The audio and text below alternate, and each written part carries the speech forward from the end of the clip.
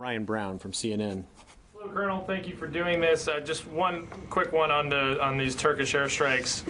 So within that hour's notification, were any of the, you said the coalition forces were within 6 miles. Were coalition forces moved at all after that notification, or did they remain in place?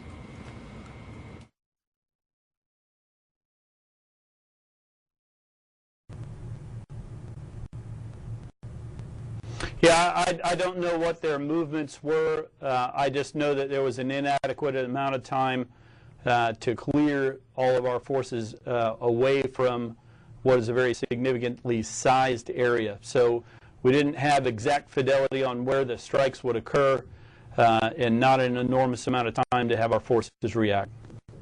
And was there any effort by the part of the coalition to warn, once that warning was communicated by the Turkish troops, was there any movement to notify the SDF partners of this impending strike within that hour window?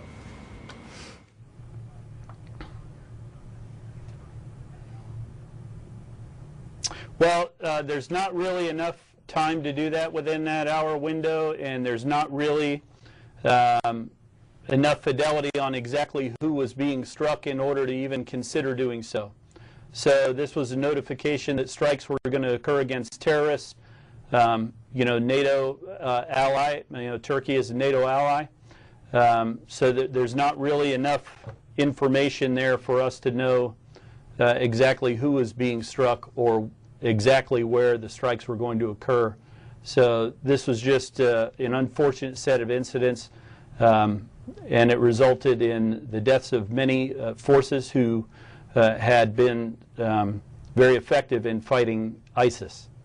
And on a separate note, last week we talked a little bit about the chemical weapons attack that had been done on some Iraqi security forces and some of the U.S. and Australian advisors nearby. Is there any update on that, on what kind of chemical weapon was used in that attack, and whether or not any coalition service members were exposed?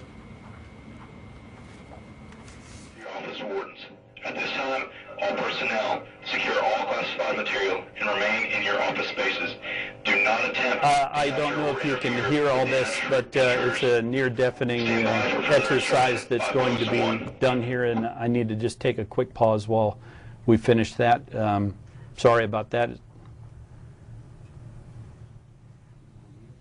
Okay, team, I was getting in both ears. Can I have them repeat the question, or are we going to keep announcing stuff? We can see you duck and cover. Question again, and we'll see whether we can get it answered for you. I apologize for that. Colonel, totally understand. Thank you for fielding the question. We talked a little bit about the chemical weapons, series of chemical weapons attacks by ISIS against Iraqi troops and U.S. advisors and Australian advisors nearby last week. Is there any update on what kind of chemical weapons were used in those attacks and whether or not any coalition forces were exposed?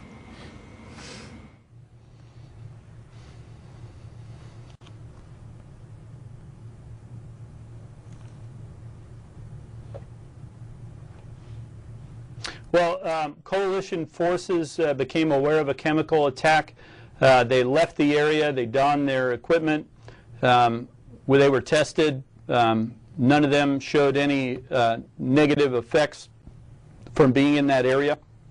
As far as the types of materials that the enemy used, they have low-grade capabilities, and that is representative of chlorine and mustard agent.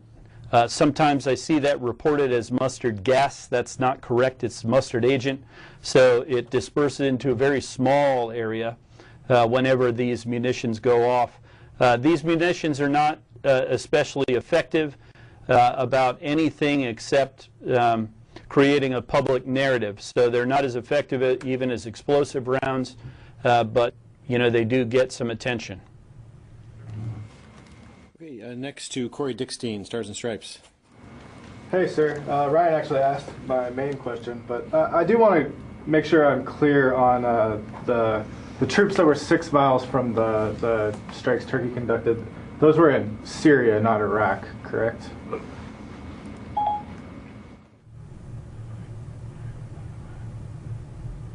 That's correct. And then can you talk a little bit about the isolation effort around Raqqa? How much is left to do to encircle that city? Is ultimately encircling the entire city? Is that the plan? I guess that's it.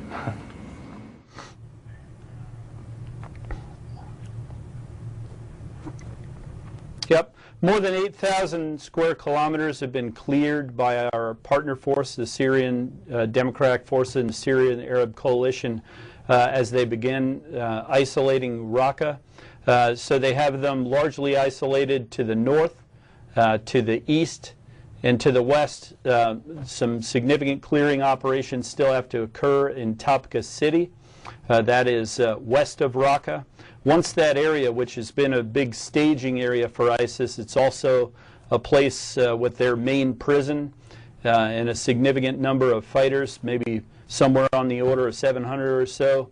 Once that area is cleared, and then of course the dam is there, which is a source of hydroelectric power. That's the largest dam in Syria.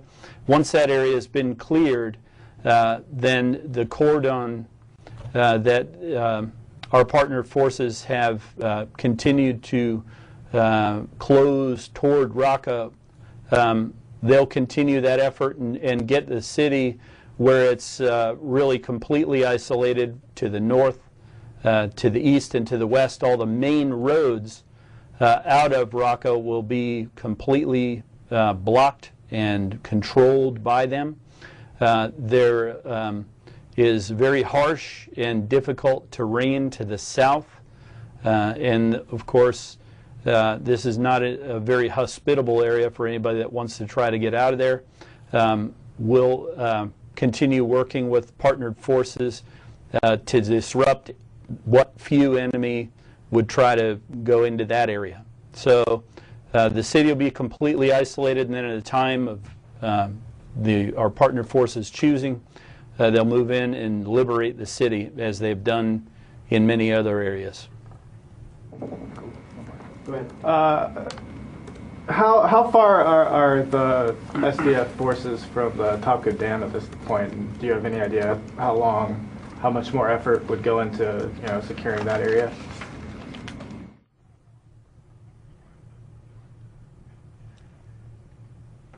Yeah, just a few kilometers, I believe. I don't have the exact number, but they're very, very close. Okay, another pause. Sorry. This is a drill for the Marine Guards only. Please do not react. I say again, this is a drill for the Marine Guards only. Please do not react.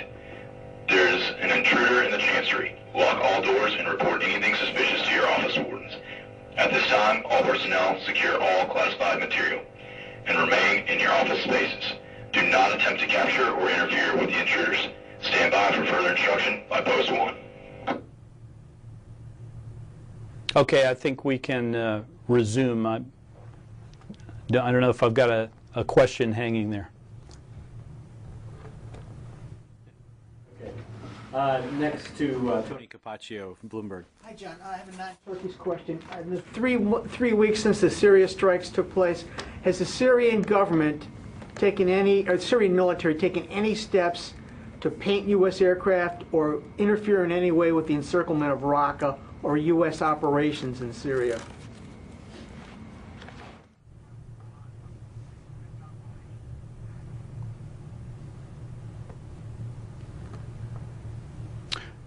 No, I've not observed any. I don't believe so. Our aircraft are very capable. We've got F-22s and other very capable aircraft flying over Syria at all times. So our aircraft are not being threatened at this point, and we haven't seen anything that's we would characterize as an attempt to disrupt our partnered forces from trying to isolate Raqqa. Well, you mentioned it. The price of the F-22 is still of interest to a lot of people. What is it performing over there? It's a stealthy airplane. What kind of missions is it performing in the support of the Mosul and Raqqa operations?